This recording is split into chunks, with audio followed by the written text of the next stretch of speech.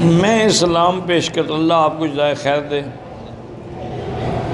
نشہ چھوڑنا چاہتا ہوں، اس کا کوئی عمل بتائیں۔ آج کل تو خیر کئی دوائیں بھی ملتی ہیں، ویسے اللہ سے دعا بھی مانگا کریں، اور اگر آپ کے بھائی یا دوست کو خیر خواہ ہے نا، وہ اس آدمی کو جو نشہ کرتے ہیں اس کو 3 دن کے لیے کسی کمرے میں بند کر، کچھ بھی ڈرے نہیں برتا، اور 3 دن کے بعد نشہ بھی خود بخود چھوٹ جائے گا۔ جب مل رہا ہو تو کون چھوڑتا ہے؟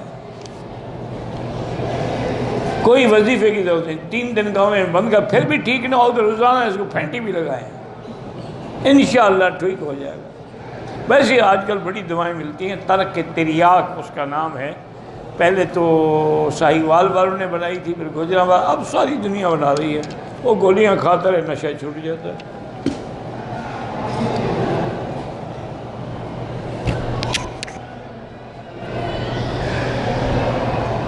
کہتے ہیں کہ دین کے کام میں، ہر کام میں کوئی نہ کوئی بھلائی چھپی ہوئی ہوتی ہے۔ یہ جو حدیث میں آتا ہے کہ جب سفر ختم ہونے والا ہو اور گھر پہنچنے والے ہوں تو پہلے گھر اطلاع کریں، بغیر اطلاع کے نہ جائیں، اس میں کیا بھلائی چھپی ہوئی ہے؟ خدا نہ خواستہ اندر کو گناہ ہو رہا ہو، پھر کیا کرو گے؟